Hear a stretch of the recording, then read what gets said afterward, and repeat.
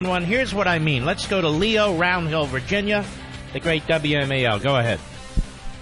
Mark, you know, I'm kind of put off with you tonight that you don't understand psychological warfare. Trump's playing this by the numbers. He's got Trump this is what? man. We had a delay. Trump is what? Trump is playing it by the numbers. He's duped him in. He's got him in. He's sucked him in. He's making him feel good. You know, you're such an idiot. We don't know what's happened yet. You sound like a liberal. You're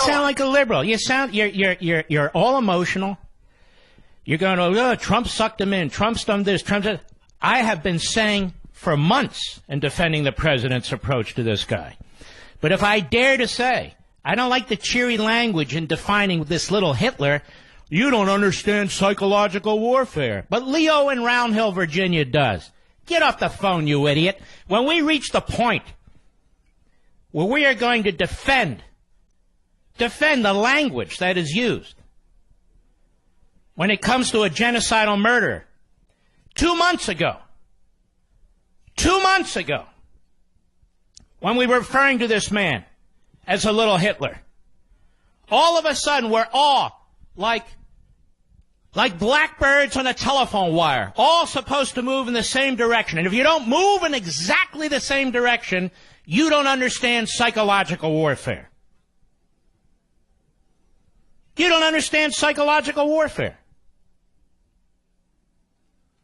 So you can't even support the president, in my case, and raise questions about some of the things he says. I don't know about you folks, but husbands and wives don't even treat each other that way. They love each other like no other people can,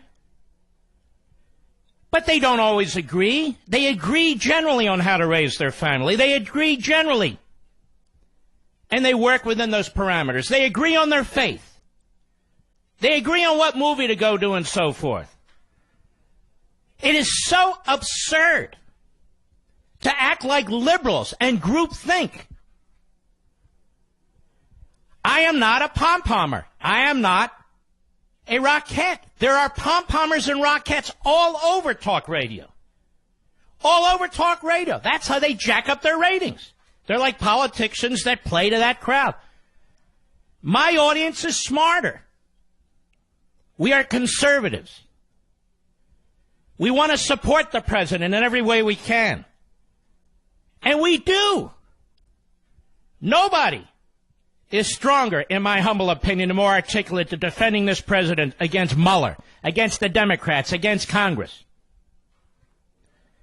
But I'm not going to go along and all of a sudden turn around. It's psychological warfare. You just don't get it, Mark, when it comes to the cheery language, the flowery language used to describe on. Oh, yeah, I don't get it. Nobody else gets it either. We're just too stupid. It is amazing to me how you and I, you, my beloved audience, and I, are talked down to by these people.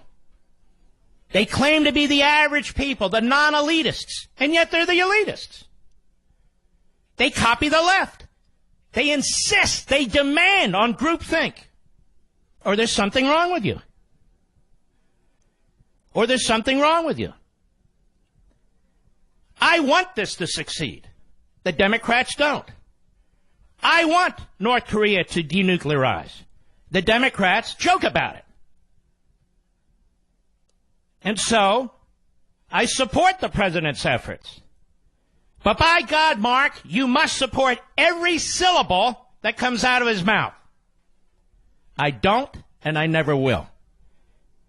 Even when I worked for President Reagan, I didn't, and I never did. And Reaganites didn't demand 100% fealty to every single thing the president said. As a matter of fact, Reaganites at the time were very critical of President Reagan. But not to sabotage him, not to harm him, to help him. So it's really quite bizarre. Leo in Roundhill. He doesn't know it, he's a liberal. He insists on groupthink.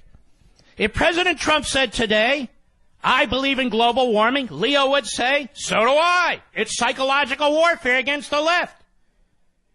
If President Trump said today, I believe in a watered-down DACA bill so 1.8 million illegal aliens can get citizenship, Leo and Roundhill would say, yes, it's great. You don't understand the long picture, Mark. If I say I oppose that massive debt-creating bill the president signed, Leo would say, you must hate Trump.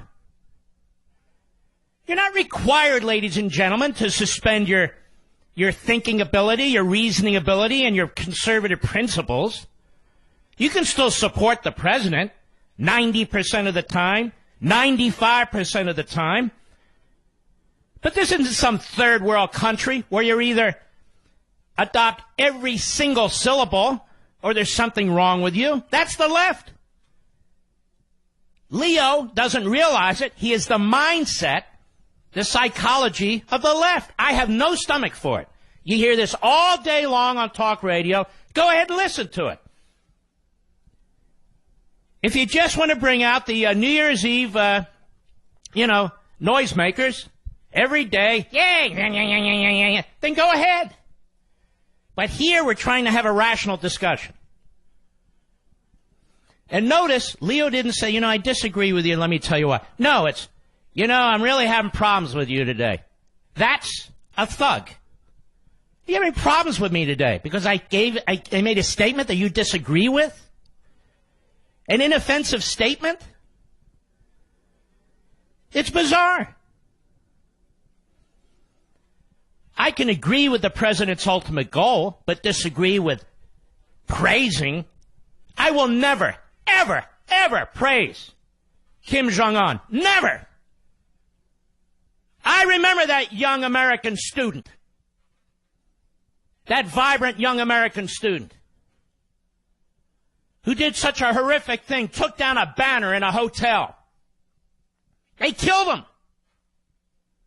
He came home brain dead, and he died 48 hours later. All of a sudden, we're supposed to forget it. I remember the Korean War.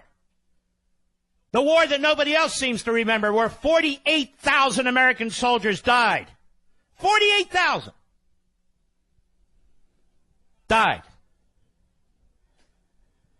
I remember the Pueblo in international waters and how they tortured those men on that ship. And I got to hear this crap from some jerk in Roundhill, Virginia, that I don't understand psychological warfare? I know this is hard to believe, but sometimes humans are wrong, including me. Sometimes they're wrong. Even when they're politicians, even when they're senators, congressmen, and yes, presidents. And so we disagree. But not Leo and Roundhill. You don't understand psychological warfare. Psychological warfare? So why didn't we praise the Islamo-Nazis in Tehran? Why didn't we praise them for psychological warfare purposes? Why aren't we praising Castro for psychological warfare purposes? Because sometimes we have enemies and they don't deserve to be praised. And you can still defeat them without praising them. And you can still talk about the dissidents. You can still make it clear that there are human beings on the face of the earth that do care about people who are in gulags, and as I speak right now, being butchered and tortured and raped and summarily executed. And the idea, well, it happens in other countries too. Really? That's what the Stalinist leftists in this country always say. They make excuses for Cuba. They make excuses for Venezuela. They made excuses for the gulags of the Soviet Union. Well, it's done over here. What are you going to do? We can still talk about it, can't you? No. Leo on Roundhill says, no, don't talk about it. This is psychological warfare. No, Leo, you're involved in psychotic warfare. There's a difference, Start to think for yourself. You don't have to agree with me. My wife doesn't always agree with me, which is exactly the point. That's not to say that I don't think the president will be successful, like these never-Trumpers and leftists. I think he damn well could be. And I hope he is. And I think he's brought us to a very, very crucial point. And he deserves all the credit in the world. But I don't think you kiss this slob's ass either. This Kim Jong-un, and he's a pretty good guy. He cares about his people. He doesn't care about his people. He cares about his own survival. He's a Stalinist.